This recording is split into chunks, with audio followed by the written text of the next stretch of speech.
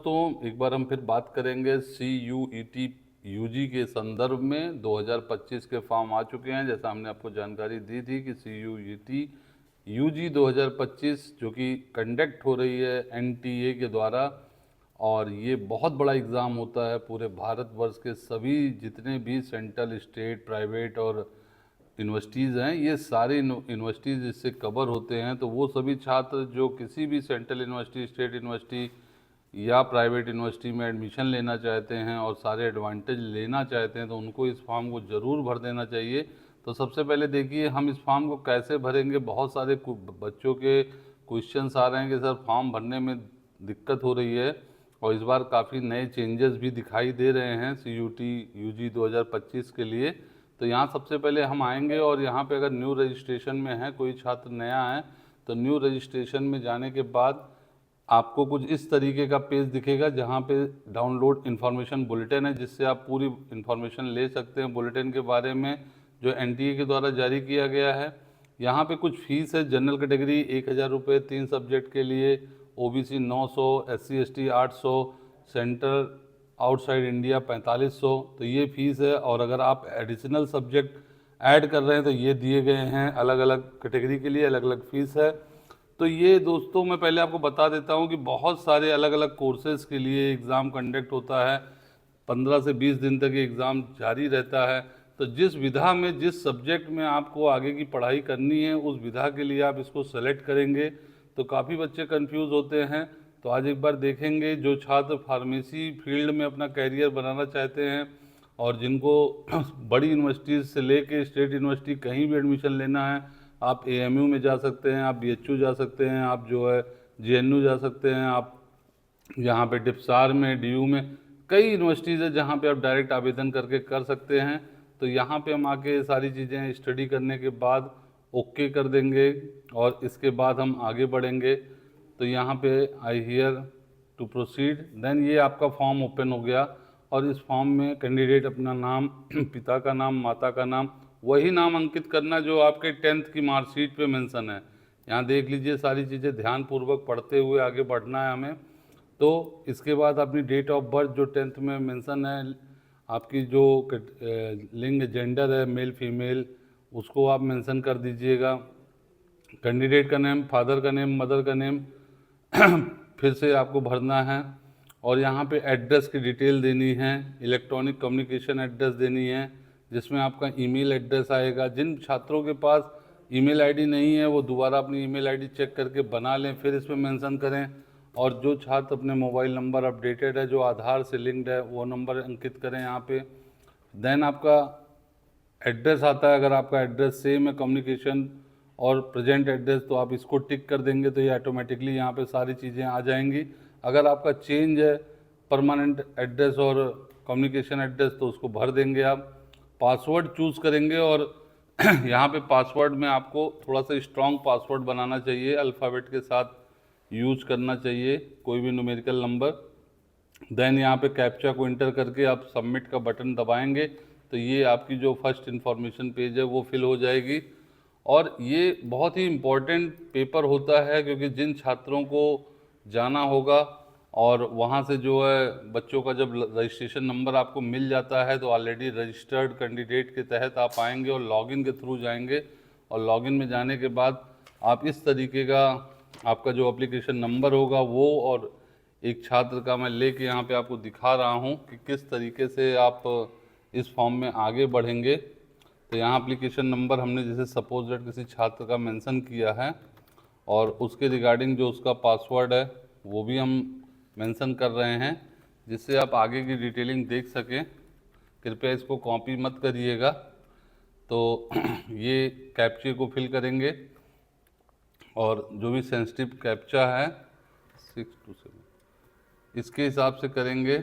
और ये एग्ज़ाम बहुत इम्पॉर्टेंट इसलिए हो जाता है क्योंकि जो बच्चे मध्यम वर्गीय हैं, जिनके माता पिता की आर्थिक आय अच्छी नहीं है, तो उनको स्टेट गवर्नमेंट के जो बेनिफिट होते हैं स्कॉलरशिप के रिगार्डिंग और बाकी बेनिफिट्स है, कभी टेबलेट आ रहे हैं, कभी कुछ आ रहे हैं, तो वो इन छात्रों को प्रायोरिटी पे मिलता है।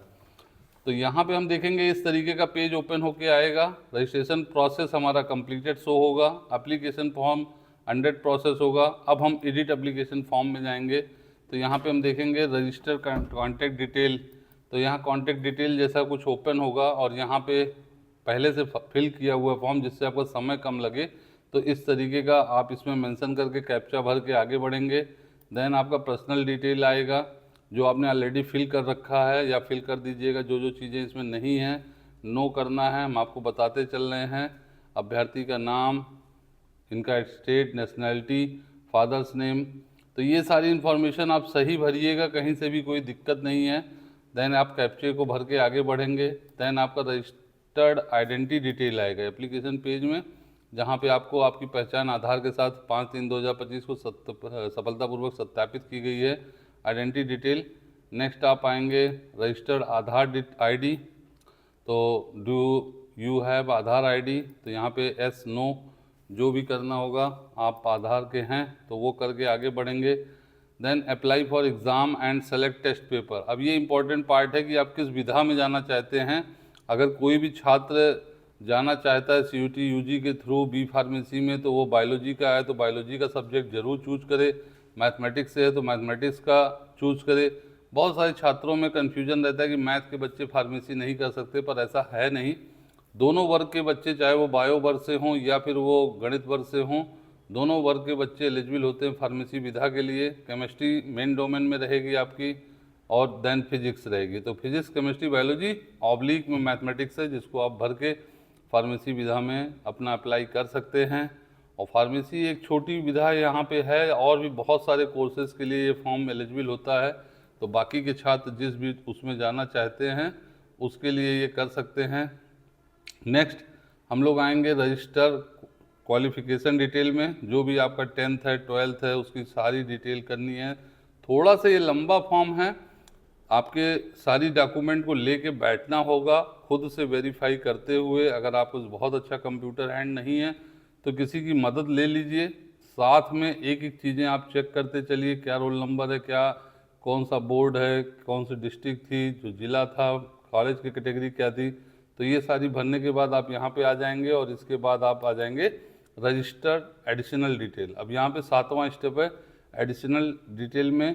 क्या आप जुड़वा हैं या दोनों CUT UG 2025 के लिए आवेदन कर रहे हैं। तो अगर आपका कोई भी जुड़वा भाई बहन है और 2 लोग हैं तो उसके लिए हाँ या ना में भरना है, कैप्चा करना है।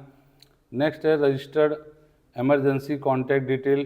पेरेंट गार्जियन जो भी आपके हैं उनका नाम, मोबाइल नंबर और देश का नाम और ईमेल आईडी डाल देंगे। नेक्स्ट आपका है अपलोड डॉक्यूमेंट। यहाँ पे आप देखिए जो JPEG और JPG में फ़ोटो मांगे जा रहे हैं, मिनिमम साइज़ 10 KB और मैक्सिमम 200, तो इसके मध्य में रखिएगा, जिससे आपको फॉर्म भरेंगे तो ये अपलोड ले लेगा, अदरवाइज ये अपलोडिंग नहीं हो पाएगी और आपका डॉक्यूमेंट यहाँ पे व्यू नहीं होगा। तो ये इस कैटेगरी में ही आपको 10 से 100 में आपका सिग्नेचर होगा, 10 से 200 में आपकी फ़ोटो होगी, और passport size photograph with 80% face without mask. तो कोई भी मास्क, कैप और इन सब चीज़ों से बचिएगा, अदरवाइज आगे आपको प्रॉब्लम हो सकती है। तो ओरिजिनल फ़ोटो अपनी लेटेस्ट करके इस KB में सेट करके इस फॉर्मेट में JPG या JPEG में करके आप अपलोड करिएगा। नेक्स्ट आता है फाइनल सबमिट। तो यहाँ पे सारी चीज़ें रिव्यू कर लीजिएगा। एक बार पूरा रिव्यू करने के बाद जो पूरा पेज आ रहा है, इसको देखने के बाद आप इसको फाइनल सबमिट करिएगा। और ये बहुत ही इम्पॉर्टेंट फॉर्म है, इसको बहुत ध्यान से भरिएगा। जहाँ तक मुझसे हो सकता था मैंने आपको किसी छात्र का जो भरा हुआ फॉर्म था वो दिखा दिया है आपकी सुविधा के लिए। और आप कहीं भी फंसिएगा तो आप हमें संपर्क करिएगा, हम आपकी मैक्सिमम मदद करेंगे। और लगातार इसी तरीके से आप लोग मेहनत करते रहिए। मुझे पता है कि इस समय आप में से बहुत छात्र बोर्ड परीक्षाओं में व्यस्त हैं, होली में व्यस्त हैं, और आपका जो रमज़ान का महीना चल रहा है उसमें बहुत सारे हमारे माइनॉरिटी के छात्र व्यस्त हैं। तो ये जो बिजी शेड्यूल में फॉर्म की डेट आई है, इसको 22 मार्च से पहले कोशिश करके हर हाल में मेरे द्वारा जो दिए गए गाइडेंस है जो मैं दे रहा हूँ, इसको आप ध्यानपूर्वक सुन के आप अपने फॉर्म को भर लीजिए। इससे आपकी जो छात्रवृत्ति है, जो आपकी दूसरे एडवांटेज हैं स्टेट गवर्नमेंट, सेंट्रल गवर्नमेंट और बाकी जगहों से, वो आपको ज़रूर मिलेगी। और ढेर सारी शुभकामनाएं सभी छात्रों को जो बोर्ड परीक्षा और दूसरे एग्ज़ाम में व्यस्त हैं, इसकी प्रिपरेशन करते रहिए, लेकिन फॉर्म ज़रूर भर दीजिए, समय पे भर दीजिए। इसका फ़ीस आगे डिटेक्ट होगा, वो फ़ीस का मैं नहीं दिखा सकता हूँ, लेकिन वो फ़ीस पे आप जाएंगे तो आसानी से आप हेल्प लेके कर सकते हैं। फिर भी कोई समस्या हो तो कमेंट सेक्शन में हमसे संपर्क करिएगा। धन्यवाद।